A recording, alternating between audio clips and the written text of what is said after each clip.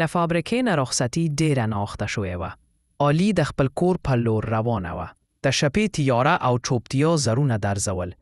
یوه تشه سړک او ناڅاپه 3 اوباش هلکان د علي شاته شول.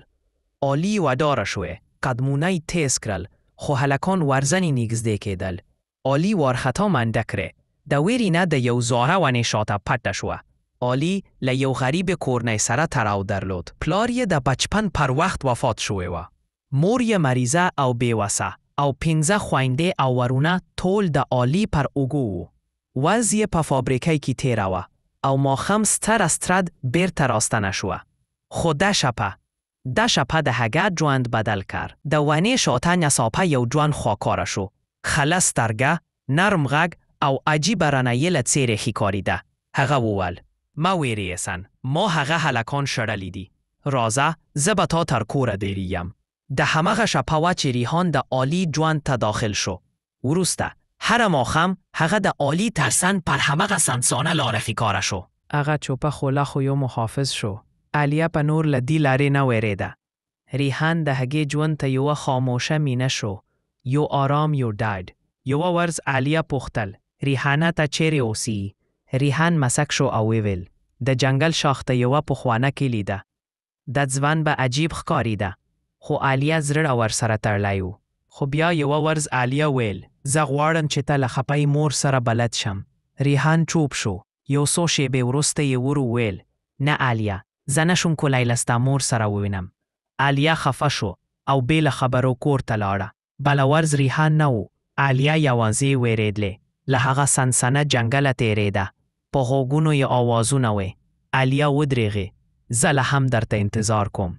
علیا شاته وکتل، خو هلته هیڅوک نه و. ریحان ساه واخیسته او وویل: زه هغه یم چې تل مې تا له خطره ساتلې.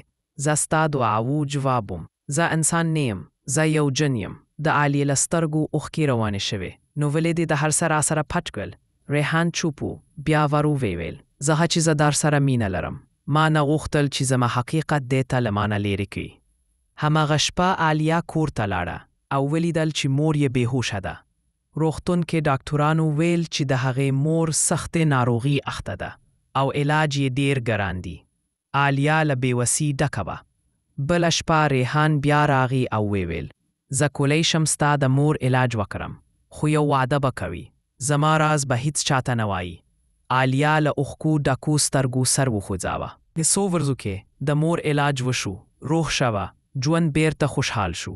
خو د علیا زړه کې اوس هره ورځ یو جنگ روانو. یو ورځ ریحان ویل: علیا، ته چمتو یې چې زما هغه دنیا ومنې چیرته چې انسانان نه اوسیږي؟ علیا چوپه شوه. د زړه دننه یو طوفانو، مینه، مننه، ویره. هغه پوهېده چې ریحان د هغې ژوند وژغوره، عزت یې وساته، مور یې ژغورله. خو اوس دا د ژوند تر ټولو ستره پرېکړه وه. آخر کار یوه شپه علیا له کوره وتله. مور ته یې وروستي خوکل ورکړ او له ریحان سره د هغه پټه جنګل لوري ته روانه شوه. وایي چې له همغې ورځې وروسته هیڅوک علیا نه ده لیدلی. خو ځینې خلک تر نن پورې قسم خوري چې هغه لاره، هغه جنګل او هغه عجیب ژوند لا هم هلته وي. او شاید علیا هم.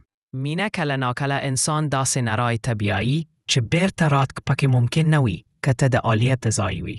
ستا پرېکړه به څه وه؟ کامنټ کې حتما ولیکه.